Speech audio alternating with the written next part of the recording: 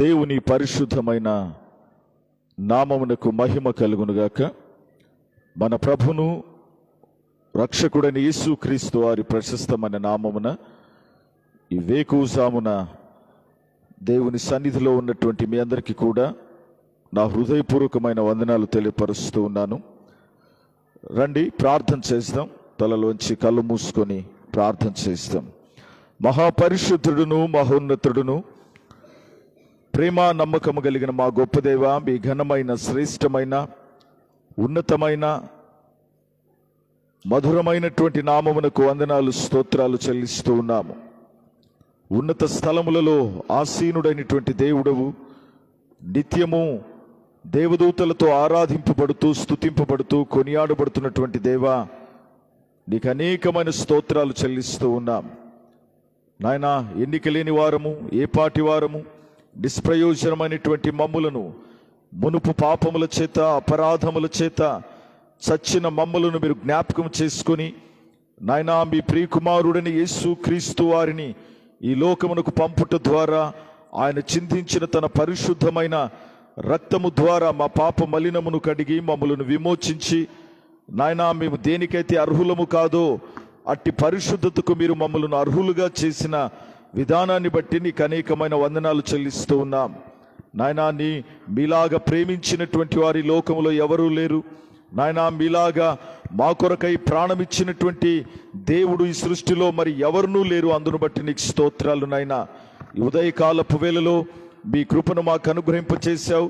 నాయనా, నీ పరిశుద్ధమైన వాక్యము ద్వారా మీరు మాతో మాట్లాడండి. నీ వాక్యమును వినుటకు, లోబడుటకు, నాయనా విధేయత చూపుటకు మాకు సహాయం చేయండి. నీ వాక్యానుసారంగా మేము బ్రతుకున్నట్లుగా మీ కృపను అనుగ్రహింపచేసి మహిమను పొందుమని యేసుక్రీస్తు వారి శ్రేష్టమైన నామమున స్తుతించి ప్రార్థించి అడిగి వేడుకొనుచున్నాము తండ్రి, ఆమేన్. దేవునికి స్తోత్రం. ప్రభునందు ప్రియమైన వారలారా, మరొకసారి మీ అందరికీ వందనాలు. రండి కలిసి దేవుని వాక్యాన్ని మనం కొన్ని నిమిషాలు ధ్యానం చేద్దాం. మత్తయి సువార్త 5వ అధ్యాయం 14 నుండి 16వ వచనం వరకు మనం చదువుకుందాం. దేవుని వాక్యములో మత్తయి సువార్త 5వ అధ్యాయం 14 నుండి, మీరు లోకమునకు వెలుగై ఉన్నారు. కొండ మీద నుండి పట్టణము మరుగై ఉండనేరదు. మనుషులు దీపమును వెలిగించి కుంచము క్రింద పెట్టరు, కానీ అది ఇంట నుండి వారందరికీ వెలుగిచ్చుటకై దీపస్తంభం మీదనే పెట్టుదురు. మనుషులు మీ సత్క్రియలను చూచి పరలోకమందున్న మీ తండ్రిని మహిమపరచునట్లు వారి ఎదుట మీ వెలుగు ప్రకాశింపనీయుడి. దేవునికి స్తోత్రం. చిన్న ప్రార్థన. తండ్రి, నీకు వందనాలు. చదవబడిన వాక్యము ద్వారా మీరు మాతో మాట్లాడి మీరే మహిమను పొందుమని యేసుక్రీస్తు నామమున అడుగుచున్నాము తండ్రి, ఆమేన్. దేవునికి స్తోత్రం. ప్రియమైన వారలారా, మరి ఈ భాగము చాలా శ్రేష్టమైనటువంటిది. యేసు ప్రభువారు శరీరుడుగా ఈ లోకములో జీవించినప్పుడు ఆయన బోధించినటువంటి బోధలు చాలా అమూల్యమైనటువంటివి. ఆయన పరలోక సంబంధమైనటువంటి విషయాలు, అనేక విషయాలు, పరలోక సంబంధమైనటువంటి విషయాలు, పరలోక రాజ్యాన్ని గురించి అనేకమైనటువంటి విషయాలు బోధించాడు. ఎందుకు పరలోకాన్ని గురించి బోధించాలి అని అంటే, ఈ మానవ జీవితం శాశ్వతమైనది కాదు, ఇది తాత్కాలికమైనటువంటిది. మనిషి బ్రతికినా, మోసే భక్తుడు అంటాడు కదా 90వ కీర్తనలో, మరి మనిషి ఆయుష్ 70 సంవత్సరాలు, 80 సంవత్సరాలు, అధిక బలం ఉంటే 90 సంవత్సరాలు, అది కూడా ఆయాసము, దుఃఖము, మరి అది చాలా మూలుగలతో కూడుకున్నటువంటిది. అయితే ఏదైతేనేమి కానీ ప్రియమైన వారలరా, ఈ లోకం ఎవ్వరికీ శాశ్వతం కాదు, ఇది అశాశ్వతమైనటువంటి లోకం. కాబట్టి మానవుడు ఈ లోకాన్ని గురించి ఆలోచన చేస్తున్నాడు. దేవుడు ఈ లోకం శాశ్వతం కాదు, పరలోకం శాశ్వతమని మానవునికి బోధించడానికి పరలోక సంబంధమైనటువంటి విషయాలు ఈ లోకానికి తీసుకొని వచ్చాడు ఆయన. ఎందుకనంటే అందరూ కూడా పరలోకానికి చేరాలని, అందరూ కూడా దేవుని రాజ్యానికి చేరాలని యేసు ప్రభువారు మానవుణ్ణి ప్రేమించి ఈ లోకములో ఉండేటటువంటి ప్రతి మానవుని నిమిత్తము కూడా ఆయన కలువరి శిలువలో తన ప్రాణాన్ని పెట్టాడు, ఆయన రక్తాన్ని కార్చాడు ఆయన.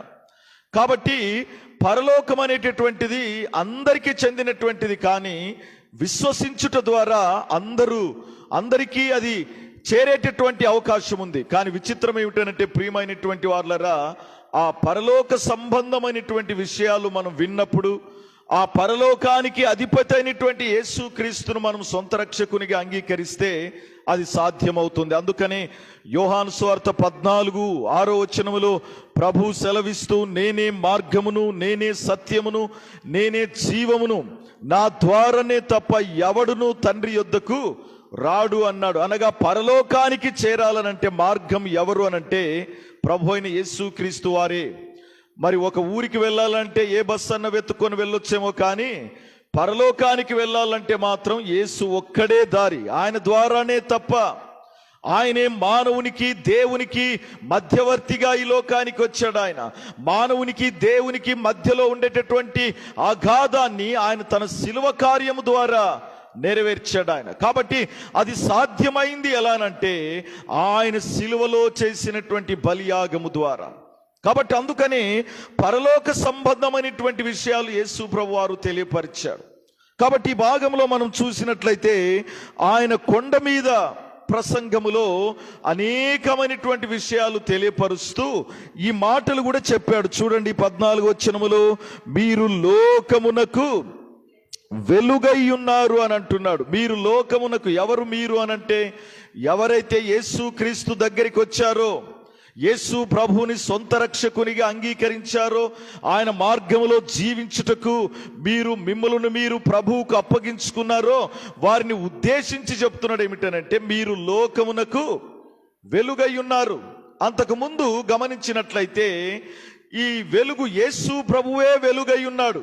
చూడండి 1 యోహాను పత్రికలో ఆ మాటలు మనకు తేటగా మరి భక్తుడు జ్ఞాపకం చేస్తూ ఉంటున్నాడు. 1 యోహాను పత్రిక 1వ అధ్యాయం 5వ వచనం చూడండి. మేము ఆయన వలన విని మీకు ప్రకటించు వర్తమానమేదనగా దేవుడు వెలుగై ఉన్నాడు, ఆయన యందు చీకటి ఎంత మాత్రమును లేదు. ఆయనతో కూడా సహవాసం గలవారమని చెప్పుకొని చీకటిలో నడిచిన ఎడల మనం అబద్ధమాడుచు సత్యమును జరిగింపుకుందుము. అయితే ఆయన వెలుగులోనున్న ప్రకారం మనమును వెలుగులో నడిచిన ఎడల మనము అన్యోన్య సహవాసం గలవారమయ్యుందుము. ప్రభునందు ప్రియమైన వారలరా, భక్తుడు యోహాను తెలియపరుస్తూ అంటాడు ఏమిటనంటే దేవుడు వెలుగై ఉన్నాడు, నిజమైన వెలుగు ఆయనే. అందుకని యోహాను సువార్తలో 1వ అధ్యాయంలో కూడా మరి దేవుడు వెలుగై ఉన్నాడు, ఆ వెలుగు లోకములోనికి వచ్చుచు ప్రతి మనుషుణ్ణి వెలిగించుచున్నది అని అంటాడు. ఆయన నిజమైనటువంటి వెలుగు ఆయన. ఎందుకనగా ప్రియమైనటువంటి వారలరా, ఈ లోకమంతా చీకటితో నిండి ఉన్నప్పుడు, ఆదికాండం 1వ అధ్యాయంలో మనం చూసినట్లయితే చీకటి జలములపై అల్లాడుచుండెను. ఈ సృష్టి క్రమములో ఏది కూడా లేనప్పుడు చీకటి ఉంది, ఆ చీకటి జలములపై అల్లాడుచుంది అని అంటాడు. ఎప్పుడైతే దేవుడు వెలుగు కమ్మని పలుకగా ఏమైంది? వెలుగు కలిగెను అని వ్రాయబడుతుంది. ప్రియమైన వారలరా, ఆయనే వెలుగైనటువంటి వాడు ఆయన.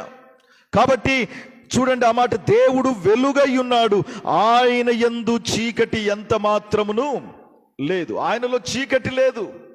ఆయన చీకటి సంబంధమైనటువంటి విషయాలు జరిగించేటటువంటి దేవుడు కాదు ఆయన. కాబట్టి ప్రియమైన వారలరా, ఆయన వెలుగై ఉన్నాడు కాబట్టి ఆయనను ప్రేమించేటటువంటి వారు కూడా వెలుగుకరమైన జీవితాన్ని జీవించాలని దేవుడు ఇష్టపడుతున్నాడు. మనమందరము కూడా ఒకప్పుడు చీకట్లో ఉన్నవారం. అందుకనే 1 పేతురు పత్రిక 2వ అధ్యాయం 9వ వచనములో మీరు చీకటిలో నుండి ఆశ్చర్యకరమైన వెలుగులోనికి పిలిచాడు మిమ్మల్ని అంటాడు. దేని కొరకు పిలిచాడు? ఆయన గుణాతిశయములను మనం ప్రచురం చేయడానికి చీకట్లో ఉన్నటువంటి మనలను వెలుగులోనికి పిలిచాడు ఆయన. ఒకప్పుడు పాపంలో ఉన్నాం, అంధకారములో ఉన్నాం, తెలియని బ్రతుకు, పరజనువులుగా, దేవునికి దూరస్తులుగా, తెలియని ఆరాధన చేస్తూ బ్రతికినటువంటి వారు. అయితే ప్రియమైన వారలారా, ఆశ్చర్యకరుడైనటువంటి దేవుడు, తాను వెలుగైనటువంటి దేవుడు మనలను కూడా ఆ చీకటిలో నుండి వెలుగులోనికి దేవుడు మనలను పిలిచాడు ఆయన. కాబట్టి అందుకని ఆయన అంటాడు, నేను వెలుగై ఉన్నాను కాబట్టి నన్ను ప్రేమించేటటువంటి వాడుకు కూడా వెలుగుకరమైనటువంటి జీవితాన్ని జీవించాలని దేవుడు ఆశిస్తూ ఉంటున్నాడు. చాలా మంది ప్రభునందు ప్రియమైన వాళ్ళరా, ఈ లోకంలో జీవించేటటువంటి వాళ్ళు చీకటినే ప్రేమిస్తారు. ఈ లోకంలో జరిగే ప్రతి నీచమైనటువంటి కార్యాల వెనుక, చీకటి కార్యాల వెనుక సాతాను యొక్క హస్తం ఉంది. సాతానుడు ఈ లోకంలో జరిగించే ప్రతి నీచమైనటువంటి కార్యాల వెనుక అపవాది ఉన్నాడు అనేటటువంటి సంగతిని జ్ఞాపకం చేసుకోవాలి.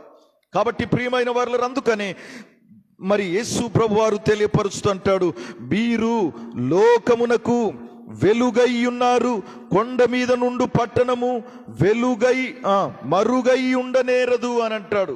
కొండ మీద ఉండేటటువంటి పట్టణము మరుగై ఉండదు. అనగా మనం ఒక ప్రాంతానికి వెళ్ళేటప్పుడు ఏదైనా కొండ మీద ఉండేటటువంటి పట్టణం, లేకపోతే పైన ఉండేటటువంటి ఇల్లు ఏదైనా ఉందనుకోండి, అది అందరికీ కనపడుతూ ఉంటుంది, మరుగై ఉండదు. మన ఆధ్యాత్మికమైనటువంటి జీవితం కూడా యేసు క్రీస్తునందు విశ్వాసం ఉంచినటువంటి మనము మరుగుకరమైనటువంటి క్రైస్తవ జీవితం జీవించకూడదు, రహస్యమైన క్రైస్తవ జీవితం జీవించకూడదు. ప్రభువు నమ్ముకున్న తర్వాత చాలా మంది అంటారు ఏమిటనంటే, ఒకరికి కూడా నోరు తెరిచి సువార్త ప్రకటించరు, ఒకరికి కూడా ప్రేమతో వారిని పిలువరు, అయ్యా ప్రార్థనకి రండి అని. ఎందుకనంటే నేను మాత్రం రక్షింపబడితే చాలు, నేను ఒక్కడి దేవుని సన్నిధికి వెళ్తే. ఇది కాదు భక్తి జీవితం. కొండ మీద అనగా దేవుడు నిన్ను వెలిగిస్తే నీవు మరుగుకరమైనటువంటి జీవితాన్ని జీవించకూడదు. అందుకనే అంటాడు చూడండి, మనుషులు దీపమును వెలిగించి కుంచము క్రింద పెట్టరు, కానీ ఇంట నుండి వారందరికి వెలిగించుటకై దీపస్తంభం మీదనే పెట్టుదురు. అంతే కదా, మనుషులు దీపాన్ని వెలిగించి ఎక్కడ పెడతారంట? చీకటి అయినప్పుడు, ఏదైనా కరెంటు పోయినప్పుడు ఏం చేస్తాం? దీపాన్ని వెలిగించి ఆ దీపం మంచం కింద పెడతారా ఎవరైనా? లేకపోతే మరుగు చోటున పెడతారా? ఎక్కడ పెడతారు దాన్ని? ఆ దీపాన్ని వెలిగించి పైన దీపస్తంభం మీద, లేకపోతే ఎవరైనా లోపలికి వచ్చేటప్పుడు ఆ వెలుగు అనేకులకు కనపడడానికి, దారి కనపడడానికి దాన్ని దీపస్తంభం మీదనే పెడతారు. కాబట్టి ప్రభువునందు ప్రియమైనటువంటి వారలారా, మన భక్తి జీవితం కూడా అనేకులకు వెలుగునిచ్చేటటువంటి జీవితం లాగా ఉండాలి. నీవు జీవించే జీవితం, నీవు మాట్లాడే మాటలు, నీ ప్రవర్తన, నీ జీవన శైలి, నీ ద్వారా అనేకులు వెలుగును కనుగొనాలి, వెలుగునొద్దకు రావాలి. ప్రభు అయినటువంటి యేసు క్రీస్తు దగ్గరికి నీ ఆధ్యాత్మికమైనటువంటి క్రియలను చూచి నీవే వారికి ఒక వెలుగులాగా ఉండాలన్నమాట. ఎందుకని? ప్రభునందు ప్రియమైనటువంటి వాళ్ళరా, రక్షింపబడినటువంటి మనము ఇతరులకు వెలుగును చూపించేటటువంటి వారంగా మనం ఉండాలి, ఇతరులకు మాదిరిని చూపించేటటువంటి వారంగా మనం ఉండాలి. అందుకని అపోస్తలుడైన పౌలు అంటాడు కదా, నేను క్రీస్తును పోలి నడుచుకొనొచ్చున్న ప్రకారం మీరు నన్ను పోలి నడుచుకోనండి అని అంటాడు. అంటే నన్ను పోలి అనంటే దేవుడు నన్ను వెలిగించాడు, నేను మిమ్ములను వెలిగిస్తున్నాను. అనగా నేనే ఒక వెలుగులాగా, అనగా నన్ను చూడండి అనగా మరి క్రీస్తును పోలి నేను నడుచుకున్న ప్రకారంగా నన్ను పోలి నడుచుకోనండి అని అంటాడు ఆయన. కాబట్టి ప్రియమైన వారలారా, ఇతరులు మనల్ని చూచినప్పుడు మనం ఇతరులకు వెలుగునిచ్చేటటువంటి వారంగా, మార్గాన్ని నిర్దేశించేటటువంటి వారంగా, వారికి మరి అపాయములో ఉండేటటువంటి వారు, పాపములో ఉండేటటువంటి వారు పరిశుద్ధతకరమైనటువంటి జీవితంలోనికి వచ్చేటటువంటి వారంగా మనం ఉండాలి. కానీ ఏదో నామకార్థ సంబంధమైనటువంటి భక్తి కలిగిన వారంగా, తెలియని భక్తిలాగా, ఏదో నేను నమ్ముకున్నాను కాబట్టి నేను ఎవరికి చెప్పను, ఎవరిని నేను వెలిగించను, ఎవరికి నేను యేసుక్రీస్తుని గురించి చెప్పను అనంటే ఇది రహస్యకరమైనటువంటి క్రైస్తవ జీవితం. దీనివల్ల ఉపయోగం లేదు. దేవుడు నిన్ను వెలిగించాడంటే నీవు ఇతరులను కూడా వెలిగించాలి. ఆరిపోయే దీపాల్లాగా మనం ఉండకూడదు ప్రియమైన వారలారా. అందుకని కింద అంటాడు చూడండి, ఇప్పుడు ఇంకో మాట 16వ వచనములో, మనుష్యులు మీ సత్క్రియలను చూచి. ఎప్పుడైతే నీవు వెలిగింపబడతావో, వెలుగు దగ్గరికి నీవు వస్తావో, వెలుగులో నీవు జీవిస్తావో, నీలో ఏముంటాయంట? సత్క్రియలు అని అంటాడు. అనగా మంచి కార్యాలు నీలో ఉంటాయి, దేవునికి ఇష్టమైనటువంటి క్రియలు ఉంటాయి, దేవుడు మెచ్చుకొనదగినటువంటి పనులు నీ జీవితంలో ఉంటాయి. సత్క్రియలు అని అంటాడు, మంచి కార్యాలు. ప్రియమైన వారలారా, ఈరోజు గమనించండి, దేవుణ్ణి నీవు గనక అంగీకరించకపోతే, యేసుక్రీస్తు దగ్గరికి రాకపోతే మంచి కార్యాలు ఏవి లేవు. ఈ లోకంలో చాలా మంది అనుకుంటారు దేవుని విడిచిపెట్టి మంచి కార్యాలు చేయాలని. అన్నదానాలు, రకరకాల కార్యాలు చేస్తారు. ఈ మంచి కార్యాలను బట్టి మంచి పేరు సంపాదించవచ్చు, కానీ పరలోక రాజ్యాన్ని మాత్రం ఏమాత్రం కూడా సంపాదించుకోలేం. కాబట్టి అందుకని ప్రభువునందు విశ్వాసం ఉంచినటువంటి మనం, వెలుగు దగ్గరికి వచ్చినటువంటి మనం, వెలుగులో జీవించేటటువంటి మనం, సత్క్రియలు చూడండి, మనుషులు మీ సత్క్రియలను చూచి పరలోకమందున్న మీ తండ్రిని మహిమపరచునట్లు వారి ఎదుట మీ వెలుగును ప్రకాశింపనీయుడి అని అంటాడు. అనగా వెలుగు ఇతరుల దగ్గర ప్రకాశింపాలి అని అంటే మన సత్క్రియలు ఏం చేయాలంట? మనుషులు మీ సత్క్రియలను చూడాలి, వారి ఎదుట మీ వెలుగును ప్రకాశింపనీయుడి అని అంటాడు. ప్రియమైనటువంటి వారు, ఏమిటి సత్క్రియలు?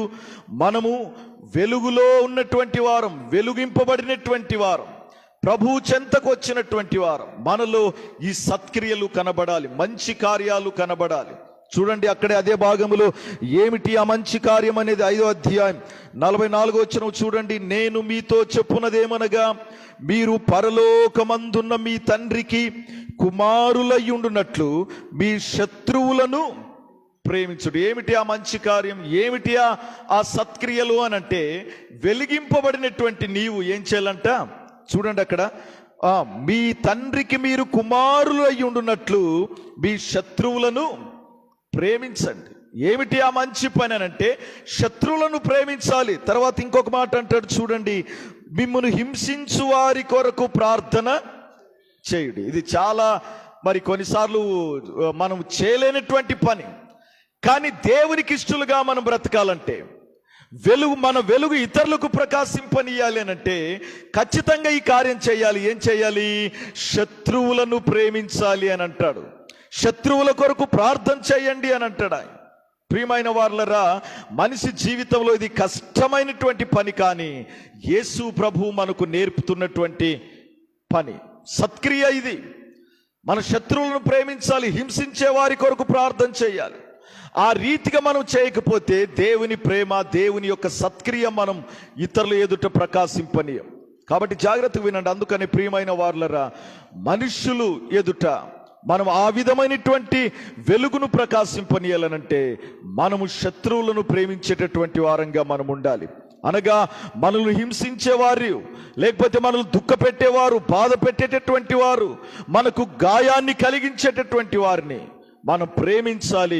వారి విషయమై ఏం చేయాలంట? ప్రార్థన చేయాలి. ప్రార్థన చేయాలి. ప్రభువా, నా మీద ఎవరైతే విరోధంగా ఉన్నారో వారికి మారు మనస్సు దయచేయి అని ప్రార్థన చేయాలి. ఎందుకనంటే ప్రియమైన వారలారా, క్రైస్తవ జీవితం నేర్పించేటటువంటి అతిపెద్ద ప్రాముఖ్యమైనటువంటి సంగతి ఏమిటనంటే, మనలను హింసించే వారి కొరకు మనం ఏం చేస్తున్నాం? ప్రార్థన చేయాలి.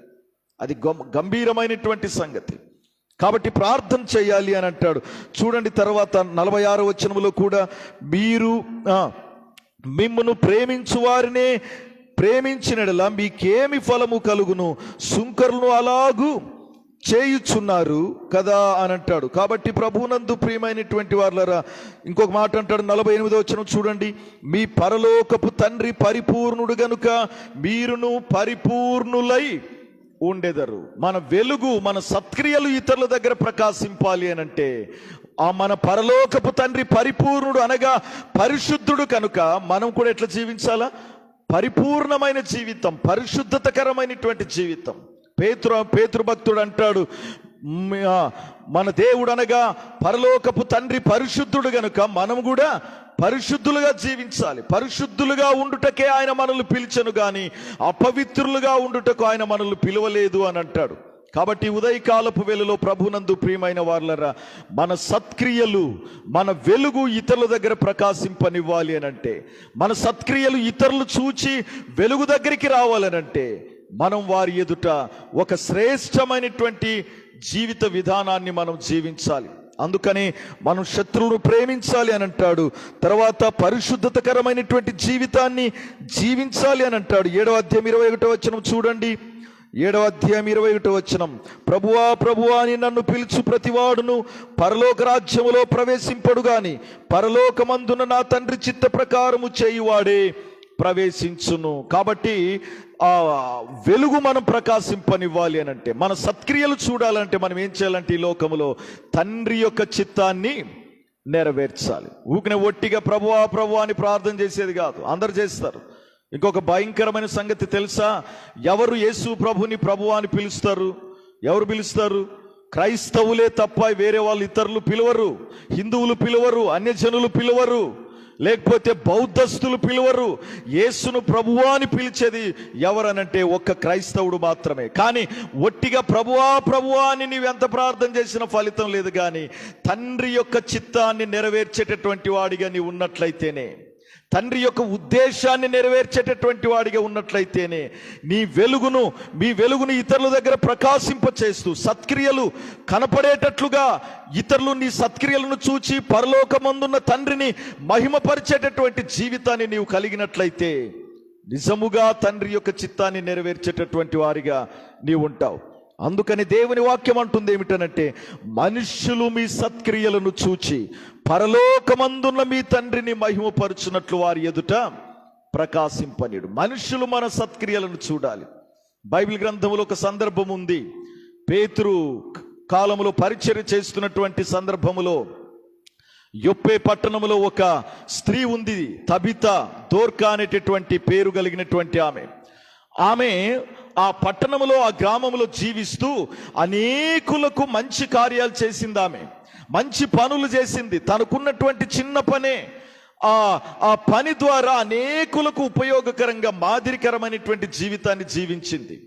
హఠాత్తుగా ఆమె చనిపోయినప్పుడు ఏం జరిగింది తెలుసా? ఆ గ్రామస్తులందరూ వచ్చి ఆమె చేసిన మంచి కార్యాలను తలుస్తున్నారు. అమ్మా దోర్కా, నీవు చేసిన మంచి పని ద్వారా మేము ప్రభు దగ్గరికి వచ్చాం, నీవు చూపిన ప్రేమ ద్వారా మేము ప్రభు దగ్గరికి వచ్చాం. చూడండి, ఇవి కాదా మంచి కార్యాలు? ఈ లోకంలో మనం ఏమీ సాధించలేం, కానీ మనం జీవించే జీవితం ద్వారా మంచి కార్యాలు ఇతరులను ప్రభావితం చేస్తాయి. అలాంటి మంచి కార్యాలు చేస్తున్నామా? దేవుని కొరకు, మరి దేవుని సన్నిధిలో ఉన్నటువంటి మనము, వెలుగునొద్దకు వచ్చినటువంటి మనము, వెలుగులో ఉన్నటువంటి మనము, మరి దేవుని వెలుగులో జీవిస్తున్నటువంటి మన సత్క్రియల ద్వారా ఇతరులకు ప్రభావవంతమైనటువంటి జీవితాన్ని మనం జీవించాలి. అందుకని దేవుని వాక్యంలో మనం చూసాం, శత్రువులను ప్రేమించాలి, వారి కొరకు ప్రార్థన చేయాలి, పరిపూర్ణమైనటువంటి జీవితాన్ని జీవించాలి, తండ్రి యొక్క చిత్తాన్ని మనం నెరవేర్చేటటువంటి వారంగా మనం ఉండాలి. అందుకొరకనే కదా మన ప్రభు మన కొరకు ఆ పరలోక వైభవమును విడిచిపెట్టి లోకానికి దిగి వచ్చి మన కొరకు ఆయనే మంచి కార్యాన్ని చేశాడు.